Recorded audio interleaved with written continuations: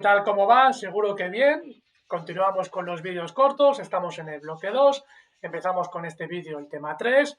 Recordar que venimos de ver en el vídeo anterior la parte de la conquista y de Al-Ándalus y su proceso de evolución política desde los Emiratos hasta el Califato. Y en esta pregunta vamos a ver la economía, la sociedad y la cultura de Al-Ándalus. Si está preparado, pues nos veremos a ello. Bien. Al-Ándalus, economía, sociedad y cultura. Bloque 2, tema 3.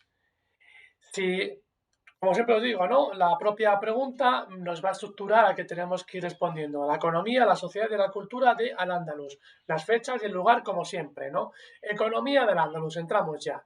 La economía era fundamentalmente agrícola, no nos descubren nada. Hasta el siglo XIX y casi entrado el XX, la economía en la península ibérica fundamentalmente se va a dedicar a la agricultura. La mayor parte de la población se dedica a eso, al trabajo agrario, ¿no? Entonces, la economía también en este periodo fundamentalmente era la agricultura. Bien, gracias al regadío y a la noria ampliaron el uso de las acequias. Ahí tenéis un dibujo donde veis una noria, ¿no? Un mecanismo por el cual se puede subir desde el río el agua hacia una zona más elevada y desde ahí repartirlo por canalizaciones hasta los campos. Esas canalizaciones se llaman las acequias. Importantísimo para poder inundar y regar los campos, ¿no? Y para hacer lo que viene a continuación, la introducción de nuevos cultivos que necesitan mucha agua, como puede ser el algodón o el arroz, también el azafrán o los cítricos, ¿no? Estos nuevos cultivos los van a introducir los musulmanes, como el desarrollo de la noria, aunque ya venía de época romana, pero la noria, el mecanismo de la noria musulmana va a ser muy importante y sobre todo ese sistema de acequias para llevar el agua a todos los campos, ¿no? A todos los cultivos. Bien, se introducen nuevos cultivos, como decimos, que es el algodón, el arroz, el azafrán y los cítricos. Cítricos. Hubo un desarrollo de los productos artesanales, ¿no? Importantísimo también ese desarrollo artesanal, como los famosos cordobanes, los brocados, las armas o las cerámicas, ¿no? Mucho de las desarrollo de la cerámica viene aquí en la época musulmana.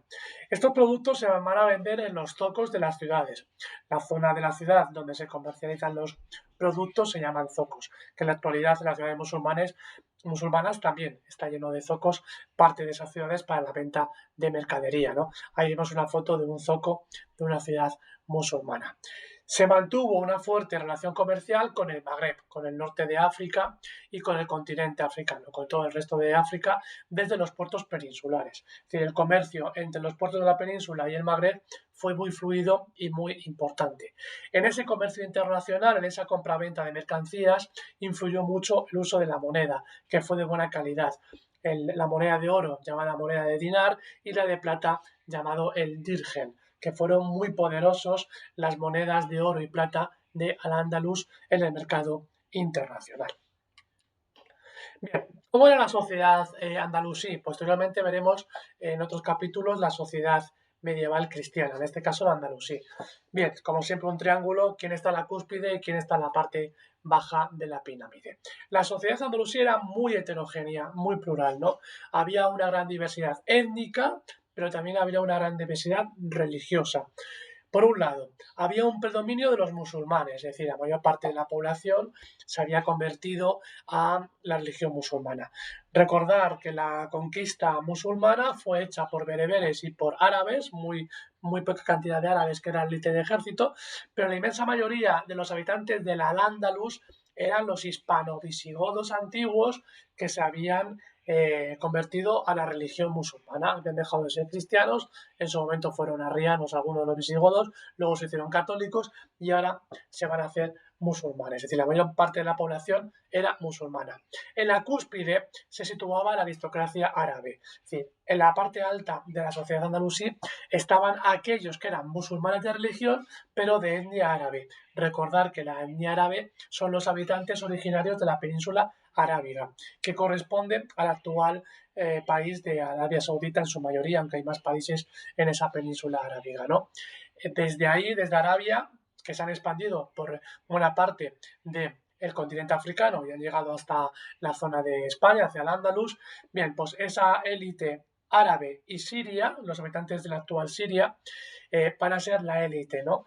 Los árabes siempre tienen en el mundo musulmán un plus porque la etnia del profeta Mahoma es árabe, ¿no? Mahoma era árabe, de originario de esa península y por lo tanto siempre tiene una especie de plus de cierto caché, ¿no? Por encima del resto de la sociedad. Pero en este caso, en este momento, en ese momento vital de la sociedad andalusí, seguro, ¿no? Los árabes estaban en la cúspide.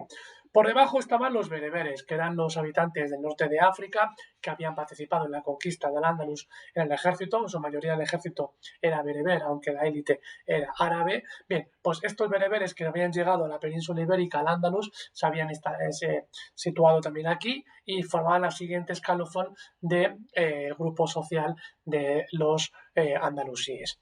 Y por debajo de estos bereberes, a continuación, estaban los muradíes, que eran estos convertidos al Islam, es decir, los antiguos hispano-visigodos que se habían convertido al Islam y que se les denominaba muradíes. Ya de religión era musulmana, aunque su etnia originaria procedía de los antiguos habitantes de la península ibérica, ¿no? Estos romanos y estos visigodos que se habían convertido, como decimos, a la religión musulmana. Por otro lado, encontramos gente que no ha cambiado de religión, que siguen siendo cristianos o que son judíos, ¿no? A estos cristianos que viven en territorio andalusí, en el Andalus, se les considera o se les llama mozárabes, ¿no? Los mozárabes son los cristianos que viven en territorio andalusí, bajo dominio político del Andalus, de los musulmanes, pero que siguen manteniendo su religión y se llaman mozárabes. Y por otro lado estarían los judíos. Tanto mozárabes como judíos, para poder vivir en ese territorio, tienen que pagar un tributo a los musulmanes y en muchos casos vivían en barrios segregados. Y por último, abajo del escalafón estarían los esclavos, muchos de ellos prisioneros de guerra que no tenían ningún tipo de derechos, todo eran obligaciones, ¿no? Como en el mundo romano. Bien, esta sociedad se estructuraba, por un lado, en nobles, que eran nobles de sangre, pero también nobles de servicio. Los de servicio son aquellos que por dar un servicio a los califas o a los emires o a las élites les otorgaban el título nobiliario, ¿no? Por prestación, sobre todo, muchas veces militar. Luego vendría una burguesía urbana, que eran funcionarios, artesanos, comerciantes, y luego estaría la plebe, ¿no? Que formaba el resto de la sociedad, fundamentalmente eran campesinos y los artesanos urbanos. Y en último lugar, como hemos visto en la parte anterior, con lo que tiene que ver con la parte de la etnia y de la religión, estaban los esclavos. Bien, en las ciudades prosperó una clase media, por ejemplo, llena de médicos o de juristas, y un pequeño proletariado urbano. Ahí tenéis un dibujo sobre cómo sería la vida en una ciudad andalusí en ese periodo.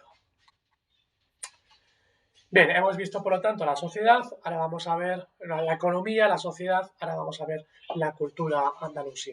La cultura andalusí fue muy importante, ¿no? Su cultura fue floreciente, muy importante, como buena parte de toda esta cultura estuvo marcada por el Islam, ¿no? Por la cultura del Islam.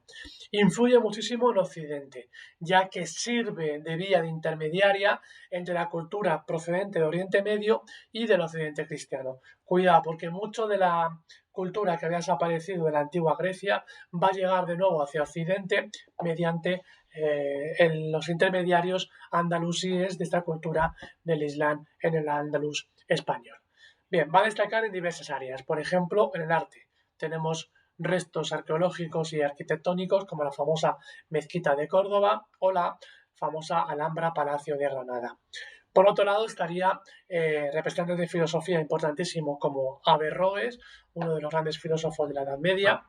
En literatura destaca personajes como Ibn Hansan con el famoso libro El collar de la paloma y también con la invención de la muasaka y del cegel, de un tipo de poesía. Por último, hubo también aportaciones en astronomía y también en botánica y, por supuesto, en matemáticas. Todos sabemos que los números que utilizamos son números de origen árabe, ¿no? Que sustituyeron a los números romanos. Bien, con esto hemos visto, por lo tanto, este tema. Espero que os haya gustado y en el siguiente capítulo lo que vamos a ver sería cómo continúa la evolución del Andalus a nivel político con los reinos taifas. Nos vemos en el próximo vídeo.